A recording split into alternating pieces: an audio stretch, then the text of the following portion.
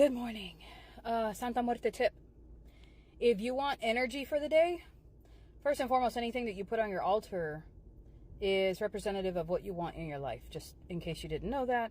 But if you want energy for the day, put a black coffee on your Santa Muerte altar and tell her that that is an offering to her, but it is what you want in your life. You want energy, you want productivity, you want movement, or something fast-paced, and watch and see what happens. What is a Santa Muerte devotee? To me, a Santa Muerte devotee is somebody who just can't see their life without having Santa Muerte in their life. This is somebody who, when they're in turmoil, the first place they go is in front of their altar.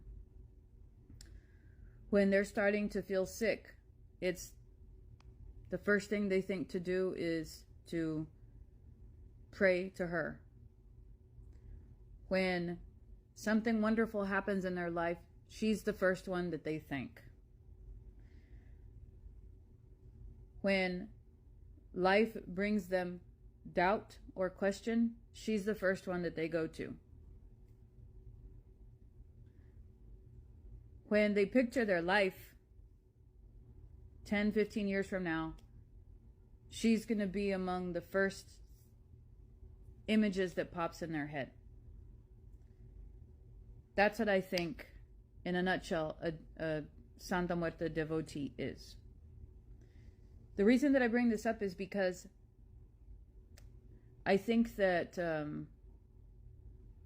devotee and Santa Muerte seem to be exclusively interconnected, when in all actuality, a good portion of people are not going to devote themselves that way. If you could pause time right now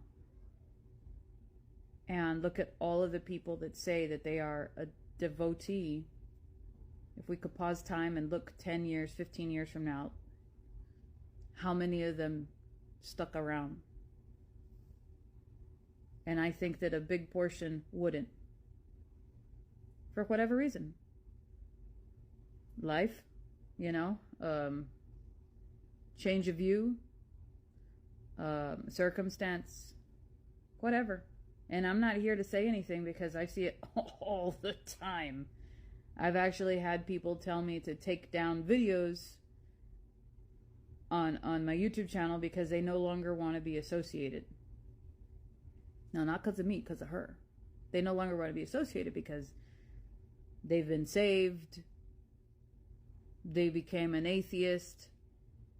They went solely in a different direction with a different religion. It happens. To say that you're a devotee to anything, to anyone, is a big step. It's like saying you cannot picture your life without it. So I decided that that was the case for me, maybe in like 2018, 2019. It took a few years to be in this with her in my life for me to decide, you know what? I cannot picture my life without her. No matter where I go, no matter what I do, that's always who I'm going to be now. Even if I begin to question everything, the first place my mind is going to go is to her. And it's not a competition. Before anybody sees this video and says, oh, just trying to... No, it's not a competition. It's actually very, very, very hard for a person to come to terms with being devoted fully. So the reason that I'm putting this video here in hopes that anybody can see it is to reinforce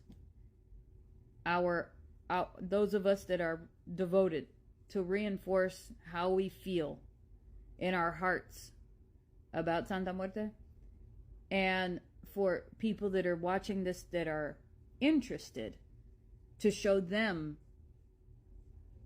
how those of us who truly feel that way think about it. Because I'm hoping that I speak for a lot of people when I say these things. But if I'm not, like, don't get offended or anything. Don't feel forced to interact with this video either if you don't want to. But I think the term devotee gets exclusively linked with Santa Muerte, so that when a person first starts their interest, they automatically assume they are a devotee. No, it's not a title like priest or priestess or anything like that. It's a position in your life with her. It's a position. It's something that you call yourself. Something that you feel that over time you have placed upon yourself, even through outward ridicule, even through times that test you, and different relationships and different walks that you take in life, that title is something that's self-imposed, that you're always going to feel is true in your heart. Like I said, even when you face the most difficult of times, you're still a devotee of hers. Like, there's no questioning it. It's unconditional. It's lasting forever, no matter what you go through. If you go through the worst pain of your life tomorrow, and you feel that maybe she's not there for you, that she's not intervening for you, or that her intervention is taking a long time, and you're suffering and you're suffering and you're suffering, you're still devoted to her. The same kind of unconditional love that a lot of people proclaim to have for God or for Jesus or for whatever, for Allah or, Buddha. I don't know. But that it's there. So that's how I feel about her anyway. She's always my number one, my go-to. And that won't change. And it hasn't changed. So I'm just putting this out there because I want people to know that when we say devotee, we mean, and this is going to sound so cliched, but we mean for life. When we get a tattoo, when we do our rituals in whatever pattern that we do them in, that's a labor of love. And that's an act of devotion. And it's as simple as that. So the word devotee is very, very, very serious. That's all I'm trying to say. Because if you get tested, you have to be 100% certain that she's the one. You know what I mean? She's the one for you. She doesn't have to be the only one. Don't get that mixed up. She doesn't have to be the only one, but she is your jefa. She's your patrona. She's your madrina. She's up here for you. She's not just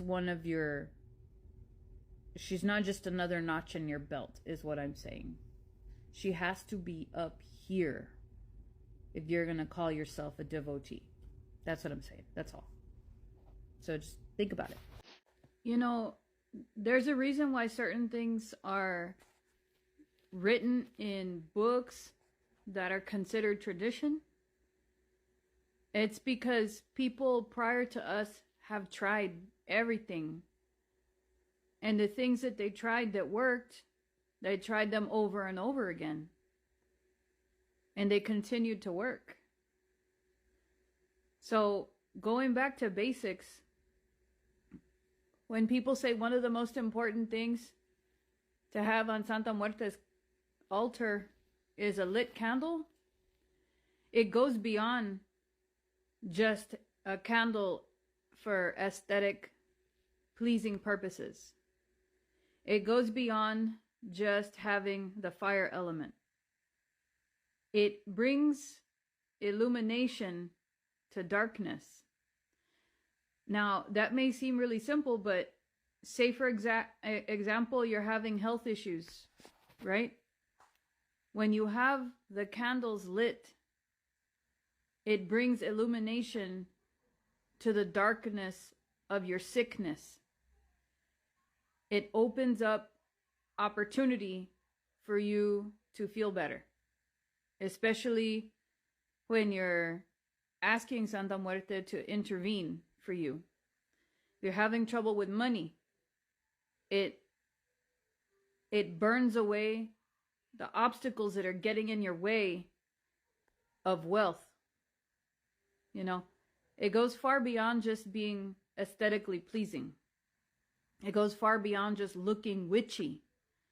The basis behind the lit candle, I've found, just purely through years doing this, it creates a whole picture for your petition to get answered.